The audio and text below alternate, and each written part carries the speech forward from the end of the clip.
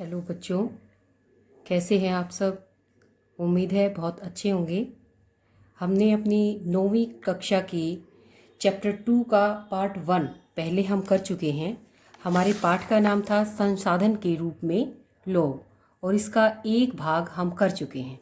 आज हम इसी पाठ को आगे पढ़ेंगे और शुरू करेंगे हम जनसंख्या की गुणवत्ता से। आप लोगों को ध्यान होना चाहिए, हमने अपनी पिछली वीडियो में पढ़ा था कि एक देश की जो जनसंख्या होती है, एक देश के जो लोग होते हैं, उनको अच्छी शिक्षा देकर, उनका अच्छा स्वास्थ्य रख के, उनको अच्छी ट्रेनिंग कौशल देकर हम उसे मानवीय पूंजी में बदल सकते हैं। तो वहीं से हम आगे बढ़ते हैं। आज पढ़ेंगे हम जनसंख्या की गुणवत्ता। गुणवत्ता यानी कि स्किल, लोगों के अंदर कौशल पैदा करना, उनके अंदर कोई गुण पैदा करना। तो एक जनसंख्या की गुणवत्ता को हम कैसे बढ़ा सकते हैं, उस देश में साक्षरता दर कैसी है, वहाँ के लोगों की जीवन प्रत्याशा कैसी है, ये चीज़ें एक देश की जनसंख्या की गुणवत्ता जो होती है उसको प्रभावित करती हैं। हम उनको ट्रेनिंग देकर, कौशल क्या होते हैं, उनको ट्रेनिंग देकर किसी काम को करने के बारे में उनको प्रशिक्षण दिया जाए और इस तरह से हम उसकी गुणवत्ता को बढ़ा सकते हैं। तो साक्षरता दर और स्वस्थ जनसंख्या ही एक देश की संपत्ति यानी कि एक देश का धन होते हैं। तो सबसे पहला पॉइंट यहाँ पर साक्षरता दर बताया गया, यानी कि पढ़े लिखे लोग कितने हैं। तो ये हमारा पॉइंट शिक्षा से संबंधित है। तो शिक्षा कैसे प्रभावित करती है जनसंख्या की गुणवत्ता को। देखो, हमने अपनी पिछली वीडियो में सकल नामक एक लड़के की कहानी पढ़ी थी। उसमें हमने पढ़ा था कि सकल ने अच्छी शिक्षा प्राप्त की, अच्छा पढ़ने से, शिक्षा प्राप्त करने से उसे नौकरी अच्छी मिली, उसे अच्छा वेतन मिला वहाँ पर। और इस तरह से जो सकल का अगर हम विकास की बात करें तो शिक्षा ने एक बहुत ही महत्वपूर्ण काम किया। पढ़ने के कारण, शिक्षा पढ़ाई के कारण सकल आगे बढ़ पाया। तो सिर्फ सकल ही नहीं बल्कि पूरे समाज के विकास के लिए शिक्षा का बहुत ही महत्वपूर्ण योगदान है। अगर अच्छी शिक्षा प्राप्त करेगी जनसंख्या तो उस पूरे राष्ट्र की आय बढ़ेगी, उसकी सांस्कृतिक समृद्धि में वृद्धि होगी। और इसीलिए सरकार के द्वारा प्राथमिक शिक्षा में सार्वजनिक पहुंच जैसे कार्य किए गए हैं। प्राथमिक शिक्षा में सार्वजनिक पहुंच का क्या अर्थ है कि प्राथमिक शिक्षा हम किसे कहते हैं, जैसे हम पहली से 8वीं तक की शिक्षा को बोल सकते हैं। और सार्वजनिक पहुंच का मतलब सब तक पहुंचे, सबके लिए हो ये शिक्षा। और आप लोगों को पता भी है कि भाई 8वीं तक की शिक्षा की कोई फीस नहीं लगती हमारे स्कूलों में, सरकारी स्कूलों में, और पुस्तकें भी विद्यालय की तरफ से दी जाती हैं। तो वो एक तरह से सार्वजनिक पहुंच की तरफ ही एक कदम है। और इस मामले में लड़कियों पर विशेष जोर दिया जाना चाहिए, क्योंकि लड़कियों को कम शिक्षा दी जाती है, तो उनकी तरफ विशेष ध्यान दिया जाना चाहिए। सरकार की तरफ से नवोदय विद्यालय खोले गए हैं, हाई स्कूल खोले गए हैं। व्यावसायिक शाखाएं क्या होती हैं, ऐसे स्कूल जहां पर पढ़ाई के साथ साथ उनको कुछ काम भी सिखाया जाता है। जैसे हमारे ITI वगैरह होती हैं जहां पर उनको कुछ काम करने के अवसर दिए जाते हैं, काम सिखाए जाते हैं।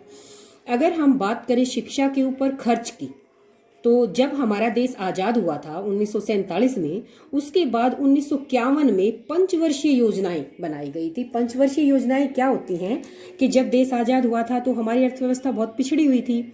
तो इस कारण से देश के अंदर 5-5 साल की प्लानिंग करी गई। 5 साल के लिए ये निश्चित कर लिया गया कि 5 साल तक हम ये काम करेंगे, अगले 5 साल तक हम ये काम करेंगे। उसे हम पंचवर्षीय योजना कहते हैं। तो उन पंचवर्षीय योजनाओं में जो पहली पंचवर्षीय योजना थी उसमें अकेली शिक्षा के ऊपर सरकार द्वारा 151 करोड़ रुपया खर्च किया गया था। और फिर 11वीं योजना में कितना खर्च किया गया, 3,766.90 करोड़ रुपया। अब ये ऊपर देखिए, ये आपको ये दिखाया गया है, एक टेबल दिखाई गई है। इसमें यही दिखाया गया है कि भारत में साक्षरता दर कितनी है। इसे ध्यान से देखिए, ये 1951, 61, 71 ये हर साल की साक्षरता दर दिखाई गई है। जो इसके अंदर ये लाल रंग है, ये पुरुषों की साक्षरता दर को दिखा रहा है।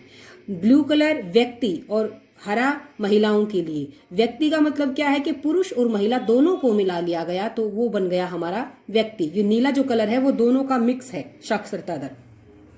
अब ध्यान से देखो, 1951 में ये इतना है और महिलाओं का काफी कम है। जैसे जैसे हम आगे 2011 की तरफ बढ़ते जा रहे हैं, पुरुषों का भी, महिलाओं का भी, सबका साक्षरता दर सबकी बढ़ती जा रही है। लेकिन अगर आप ध्यान से देखें तो शुरुआती दिनों में जो पुरुषों और महिलाओं के बीच का गैप है वो बहुत ज्यादा है। लेकिन अब अगर हम बात करें बाद की, तो वहां ये गैप कम हो गया है। तो इस टेबल के माध्यम से ये दिखाया गया है कि 1951 से लेकर अब तक हमारे देश में साक्षरता दर में काफ़ी कमी आई है। साथ ही जो महिलाओं और पुरुषों के अंदर जो साक्षरता दर का गैप था उसमें भी कमी आई है। अब यहाँ पर इसी टेबल से संबंधित कुछ पॉइंट्स दिए गए हैं कि क्या 1951 में जनसंख्या की साक्षरता दर बढ़ी है, तो ये साफ दिख रहा है 1951 में ये इतनी थी और देखो 51 से लेकर 2000 तक ये रेड कलर का जो हमारी फिगर है ये बढ़ती जा रही है। तो हम क्या कह सकते हैं कि 1951 से अब तक जन साक्षरता दर में काफी वृद्धि हुई है, बढ़ोतरी हुई है। किस वर्ष भारत में साक्षरता दर सर्वाधिक रही है, तो जो ये बाद के वर्ष है, यहाँ जो ये रेड कलर है ये सबसे ऊंची लाइन है, तो बाद का जो 2011 है इसमें सबसे ऊंची साक्षरता दर रही है। भारत में पुरुषों में साक्षरता दर अधिक क्यों है, तो ये हमारा स्वयं सोचने का पॉइंट है। हम सबको पता है भारत एक पुरुष प्रधान देश है, यहाँ पर पुरुषों की शिक्षा के ऊपर महिलाओं की अपेक्षा विशेष ध्यान दिया जाता है, तो इसलिए क्या है, पुरुषों की साक्षरता दर अधिक पाई जाती है।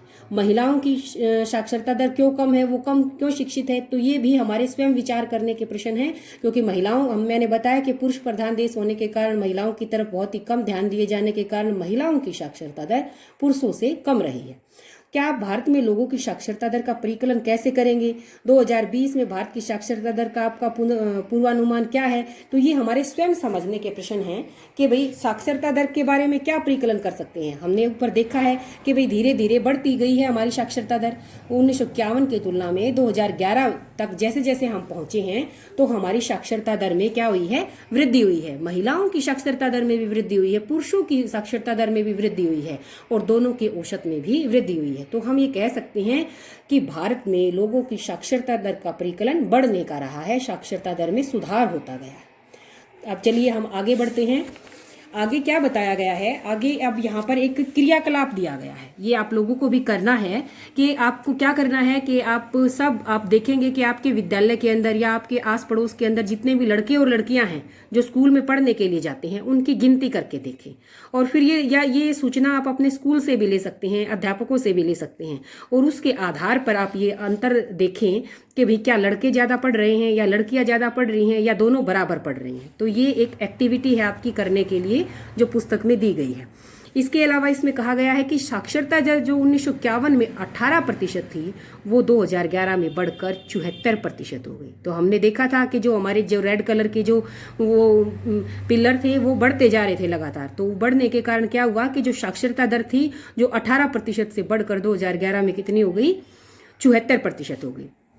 अब वर्तमान में शिक्षा को एक अधिकार बना दिया गया है और बिल्कुल इसे अनिवार्य घोषित कर दिया गया है। इसीलिए मैंने आपको बताया था कि भाई निःशुल्क शिक्षा होती है, कोई फीस नहीं लगती और पुस्तकें वगैरह भी हमें फ्री में दी जाती हैं। लेकिन महिलाओं की अपेक्षा पुरुषों की साक्षरता दर अभी भी अधिक है, तो उसके अंदर उनके बीच का गैप कम होता जरूर जा रहा है, लेकिन फिर भी महिलाओं की अपेक्षा पुरुषों की साक्षरता दर अधिक है। इसके अलावा नीचे फिर से पाठ के अंदर एक टेबल दिया गया है। इस टेबल में क्या दिखाया है कि जो 1951 से लेकर 2016-17 तक हमारे देश में कितने कॉलेजेस, महाविद्यालय, कॉलेज कितने हैं, विश्वविद्यालय कितने हैं, उनमें पढ़ने वाले विद्यार्थी और उनमें पढ़ाने वाले शिक्षक। तो 1950-51 में अगर हम देखें तो ये संख्या काफ़ी कम है। कॉलेज भी 750 हैं, विश्वविद्यालय बस 30 ही हैं और विद्यार्थी उसमें पढ़ने वाले भी बहुत कम हैं और उनमें शिक्षक भी कम हैं। लेकिन 16-17 में अगर हम देखें तो इन हर एक चीज़ के अंदर काफ़ी गुना वृद्धि हुई है। तो ये फिगर्स दी गई हैं, आंकड़े दिए गए हैं, जिसमें ये बताने की कोशिश की गई है कि भारत सरकार ने शिक्षा के ऊपर काफ़ी खर्च किया है, काफ़ी व्यय किया है और इसे जो है महाविद्यालयों, कॉलेजों की संख्या, विश्वविद्यालयों की संख्या और उनमें पढ़ाने वाले शिक्षक और विद्यार्थी सब के अंदर काफ़ी वृद्धि हुई है। अब आगे देखिए, आगे इसी तालिका के बेस पर ये विचार या चर्चा करने के लिए कहा गया है कि क्या विद्यार्थियों की बढ़ती हुई संख्या को प्रवेश देने के लिए कॉलेजों की संख्या में जो वृद्धि है वो पर्याप्त है। यानी कि यहाँ ये कहने की कोशिश की गई है कि जितनी मात्रा में पढ़ने वाले विद्यार्थी बढ़े हैं क्या उसी मात्रा में कॉलेजों की संख्या भी बढ़ी है।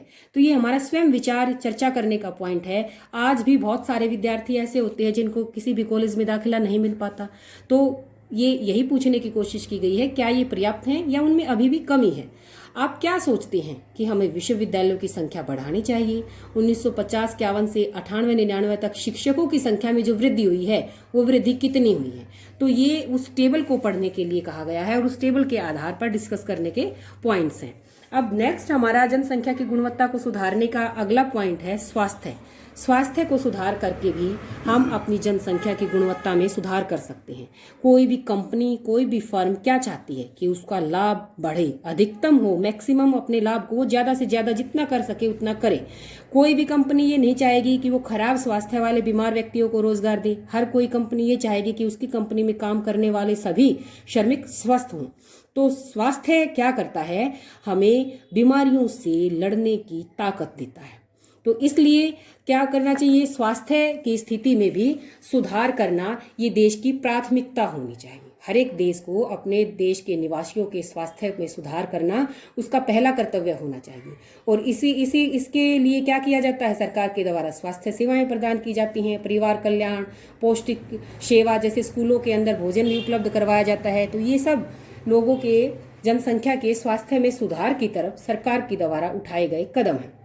जब लोगों का स्वास्थ्य अच्छा होएगा तो उनकी जीवन प्रत्याशा बढ़ेगी। जीवन प्रत्याशा क्या होती है कि लोगों के आयु की कितने होने की संभावना है, यानी कि उनकी एक तरह से उम्र बढ़ेगी। जिस देश के लोग कम उम्र में मर जाएंगे, कम उम्र में बीमार पड़ जाएंगे, तो उस देश की अर्थव्यवस्था तो बहुत ही कमजोर हो जाएगी, वहां तो कोई काम नहीं हो पाएगा। तो अगर उन लोगों का स्वास्थ्य अच्छा होगा तो उनकी उम्र, या हम कह सकते हैं कि उनकी आयु बढ़ेगी, जीवन प्रत्याशा बढ़ेगी। शिशु मृत्यु दर क्या हो जाएगी, घट जाएगी। शिशु मृत्यु दर 1951 में कह रहे हैं कि 147 थी, जो अब 16 में घटकर 34 पर आ गई। शिशु मृत्यु दर कैसे मापते हैं हम, कि जो 1000 एक साल की एक वर्ष में 1000 जो नए बच्चे जन्मे हैं, उनमें 1951 में 147 बच्चे मर जाते थे, लेकिन 2016 में ये संख्या 34 पर आ गई है। इट मीन्स हमारी स्वास्थ्य सुविधाओं के अंदर काफी सुधार हुआ है। तो ये हमारा स्वास्थ्य से संबंधित पॉइंट हो गया। इसके अलावा इसी को दिखाते हुए ये पाठ में आगे टेबल दी गई है, जिसमें ये बताया गया है कि 2013 के अंदर कितने स्वास्थ्य केंद्र थे, उन स्वास्थ्य केंद्रों में कितने बिस्तर थे, और उनके अंदर कितने पंजीकृत डॉक्टर थे, और नर्सिंग स्टाफ कितनी मात्रा में था। तो इस टेबल को देखकर हम ये अंदाजा लगा सकते हैं कि भाई हमारे देश के अंदर स्वास्थ्य के ऊपर कितना खर्च किया गया है, या उसके अंदर स्वास्थ्य में सुधार करने के लिए क्या क्या कदम उठाए गए हैं। इसके अलावा एक और एक्टिविटी यहाँ पर दी गई है, जिसमें बताया गया है कि आप अपने निकट के किसी सरकारी या निजी अस्पताल के अंदर जाएं, नोट करें, देखें कि आप उस अस्पताल के अंदर कितने बिस्तर हैं, कितने डॉक्टर हैं, कितनी नर्सें हैं, और आसपास आपके इलाके में कितने अस्पताल या औषधालय हैं। तो इससे आपको पता चलेगा कि भाई हमारे देश के अंदर स्वास्थ्य सुविधाओं के ऊपर कितना ध्यान दिया गया है। इसके बाद अगला टॉपिक आता है हमारा मोस्ट इम्पोर्टेंट, बेरोजगारी। तो देखो, हमने पिछले जो वीडियो थी उसके अंदर हमने शकल की कहानी पढ़ी थी। शकल की माँ थी शीला, पिता थे बूटा सिंह जो खेतों में काम करते थे, माँ घर का कामकाज करती थी, उसके 2 भाई बहन थे जीतू और सीतू। तो वो जो जीतू और सीतू थे वो घर पर रहते थे, खेलते फिरते थे। तो क्या कहोगे, क्या जीतू, सीतू और जो शीला उसकी माँ थी घर पर काम करती थी, क्या वो सब बेरोजगार हैं? तो यहाँ हमें क्या पता होना चाहिए कि बेरोजगारी कहते किसे हैं। बेरोजगारी क्या होती है, बेरोजगारी उस समय कही जाएगी जब प्रचलित मजदूरी की दर पर काम करने के लिए इच्छुक लोग रोजगार ना पा सके। क्या कह रहा है ये, कि जो भी मजदूरी की दर है प्रचलित, यानी कि जो भी मजदूरी की दर है चलन में, उस मजदूरी की दर के ऊपर लोग काम करना चाहते हैं लेकिन उनको काम ना मिले, तो उसे हम बेरोजगारी कहेंगे। अगर उस दर के ऊपर कोई लोग काम करना ही नहीं चाहता तो हम उसे बेरोजगार नहीं कहेंगे। उसी दर के ऊपर, उसी प्रचलित दर के ऊपर लोग काम करने के इच्छुक हैं, वो काम करना चाहते हैं लेकिन उन्हें काम नहीं मिल पा रहा, तो उसे हम बेरोजगारी कहेंगे। तो क्या जो शीला थी जो घर के अंदर काम करती थी, जीतू शीतू जो उसके छोटे भाई थे, क्या वो शब्द क्या हैं, बेरोजगार हैं? तो यहाँ पर हमें ये ध्यान देना है कि हम बेरोजगार उसी को कहते हैं कि जो 15 वर्ष से 59 वर्ष के बीच का है, उसे ही हम श्रम शक्ति के अंदर उसकी गिनती करते हैं। तो जीतू शीतू छोटे बच्चे थे, वो इस जो आयु की सीमा है जो इसके अंदर नहीं आते, तो हम उन्हें बेरोजगार नहीं कह सकते। तो शीला जो घर पर रहती थी, क्या वो बेरोजगार थी? तो शीला क्या थी, कामकाजी महिला थी, घर पर काम करती थी। वो घर से बाहर जाना जाने की इच्छुक ही नहीं थी, वो अपने घर का ही काम करके खुश थी, वो बाहर जाने की इच्छुक ही नहीं थी, तो हम उसे भी बेरोजगार नहीं कह सकते क्योंकि वो इच्छुक नहीं थी। मैंने आपको बताया कि जो इच्छुक है काम करने का और उसे काम नहीं मिल रहा तो उसे कहेंगे हम बेरोजगार। अब जैसे बड़े बूढ़े दादा दादी नाना नानी परिवार में होते हैं तो हम उन्हें भी बेरोजगार नहीं कह सकते क्योंकि वो 59 से ऊपर 15 से 59 से क्या है ऊपर आ चुके हैं। तो जो 15 वर्ष से 59 वर्ष के बीच की आयु के वर्ग के हैं और जो प्रचलित मजदूरी दर पर काम करना चाहते हैं, काम करने के इच्छुक हैं लेकिन उन्हें काम नहीं मिलता, उसे ही हम बेरोजगारी कहते हैं। अगर हम बात करें भारत की तो भारत में 2 तरह की बेरोजगारी पाई जाती है, एक ग्रामीण और एक नगरीय। इसे हम शहरी बेरोजगारी भी कह सकते हैं। गाँव के अंदर क्या होता है, अधिकतर मौसमी और प्रच्छन्न, इसका एक और नाम भी है जिसे हम छिपी बेरोजगारी कहते हैं। प्रच्छन्न यानी कि छिपी। तो गाँव के अंदर तो मौसमी, प्रच्छन्न या छिपी बेरोजगारी पाई जाती है और शहरों में शिक्षित बेरोजगारी पाई जाती है। तो देखो मौसमी बेरोजगारी क्या होती है कि गांव के अंदर ज़्यादातर लोग क्या करते हैं, खेतीबाड़ी करते हैं। और खेतीबाड़ी का काम ऐसा नहीं है कि पूरा साल चले, कुछ टाइम होता है जब बुआई का टाइम, कटाई का, निराई का टाइम होता है, तभी खेतों के अंदर काम होता है। बाकी के शेष महीने क्या होते हैं, उनके पास कोई काम नहीं होता। तो इस तरह की बेरोजगारी को हम क्या कहेंगे, मौसमी बेरोजगारी कहेंगे। इसके अलावा खेत के अंदर चाहे 2 लोग काम करें चाहे 10 लोग काम करें, वही काम 2 भी कर सकते हैं, वही उसी काम में 10 लोग भी लगे रहते हैं, तो इसलिए हम उसको छिपी बेरोजगारी भी कहते हैं। दूसरा जो शहर होते हैं, शहरों के अंदर बहुत सारे पढ़े लिखे लोग होते हैं, 10वीं पास, मैट्रिक पास, बीए पास, एमए पास, अनेक डिग्री धारक युवक जो रोजगार करना चाहते हैं लेकिन उनको रोजगार नहीं मिलता है, असमर्थ होते हैं वो रोजगार पाने में। तो ऐसी बेरोजगारी को हम क्या कहेंगे, शिक्षित बेरोजगारी कहेंगे। तो बेरोजगारी से क्या होता है, बेरोजगारी जितनी अधिक होएगी, बेरोजगारी से जनशक्ति संसाधन की बर्बादी होती है। यानी कि जो लोग हैं, जो हमारी मानवीय पूंजी है, जिसे पढ़ा लिखा कर हमने, जिसका अच्छा स्वास्थ्य बनाकर जिस मानवीय पूंजी को हमने तैयार किया था, उस मानवीय पूंजी की बर्बादी होती है। किससे, अगर बेरोजगारी हो तो उससे। इससे लोग निराश होंगे, उनमें हताश की भावना आएगी और इसका उनके जीवन की गुणवत्ता पर बहुत ही बुरा प्रभाव पड़ेगा। तो इससे क्या होएगा, पूरी की पूरी अर्थव्यवस्था के विकास के ऊपर बेरोजगारी का बहुत ही अहितकर यानी कि बहुत ही गलत, बहुत ही बुरा प्रभाव पड़ता है। तो अगर हमें लोगों को संसाधन के रूप में प्रयोग नहीं किया हमने, तो क्या होगा, स्वाभाविक रूप से जो अर्थव्यवस्था के लिए हमारा धन था, हमारी परिसंपत्ति थी जो जनसंख्या, वही अर्थव्यवस्था के लिए दायित्व बन जाएगी, एक बोझ बन जाएगी। तो लोगों को बेरोजगार रहने से, रोजगार न मिलने के कारण वो क्या हो जाती है, अर्थव्यवस्था पर बोझ बन जाती है। जो गरीब लोग होते हैं, वो जिनको मतलब खाना पेट पर नहीं मिल पाता, क्या होता है, वो घर पर बेकार नहीं बैठ सकते, वो कोई भी छोटा मोटा काम, कुछ ना कुछ वो काम करेंगी, चाहे वो उससे उसके किसी भी कैसी भी कमाई क्यों ना होती हो, क्योंकि उन्हें अपना क्या करना है, जीवन निर्वाह करना है। तो हम उसे एक तरह से ये भी नहीं कह सकते कि वो रोजगार है, क्योंकि वो अपना पेट पालने के लिए कुछ तो उनको जरूर करना पड़ेगा।